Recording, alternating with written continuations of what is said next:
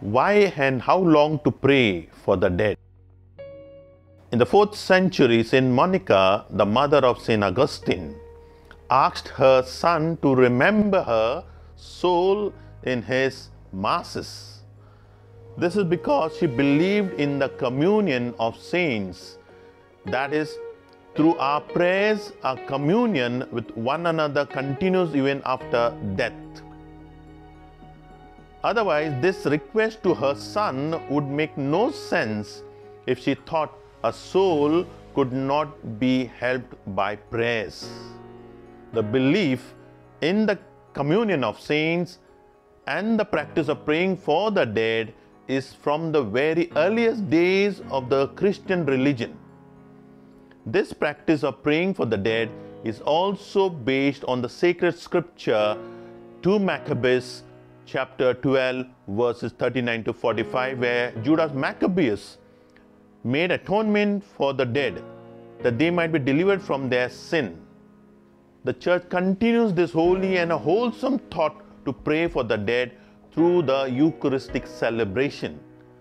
She also encourages her members to pray for the departed ones by offering masses, almsgiving, indulgences, and works of penance on their behalf, so that they may be set free from their sins and thus purified. As we pray for the dead, especially today on All Souls Day, we can be praying for the dead for wrong reasons. These wrong reasons are based on a false understanding of, number one, God, namely a God who cruelly punishes people in a place called purgatory. Therefore, we hope with our prayers to appease this God, to cool his anger, that he may look upon our dear one with mercy, and that he may release them from purgatory. Second, purgatory, a purgatory that is conceived as an immense torture chamber. Therefore, our love for our dear one impels us to pray for them so that they may be released as soon as possible from the horrible torture they are undergoing. Third, intergenerational curse. An intergenerational curse is that we are suffering on this earth because of the sins of our parents or grandparents.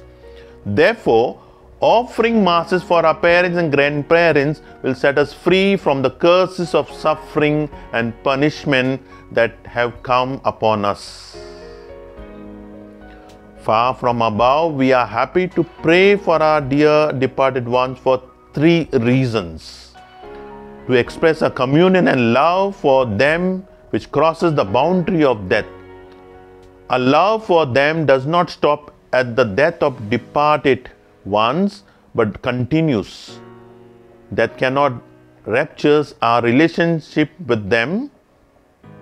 Second point, to express a confidence and trust in the love of God for our beloved dead, who purifies them and draws them into communion with him forever.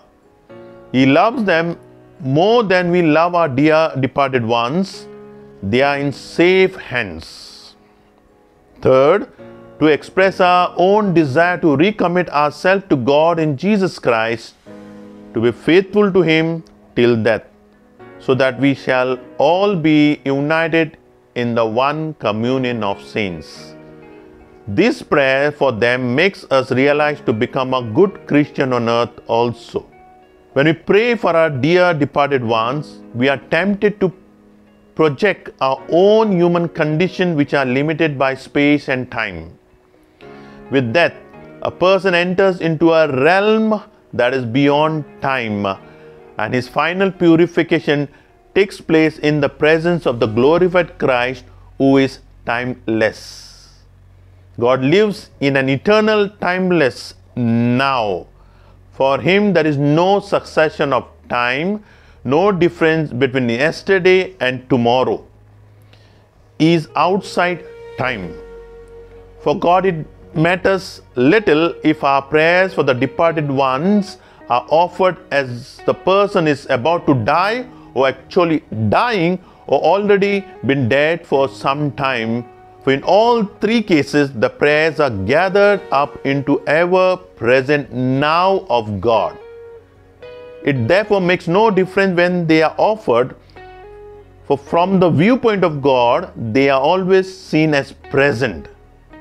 In conclusion, the church has firmly believed that the dead do benefit from the prayers of the living. Church prays daily in the Eucharist. Remember our brothers and sisters who have gone to their rest in the hope of rising again. Bring them and all the departed into the light of your presence. Second Eucharistic prayers. Our prayers for the dear departed ones, especially to the Eucharist, is to express our continuing love, communion, and solidarity with them.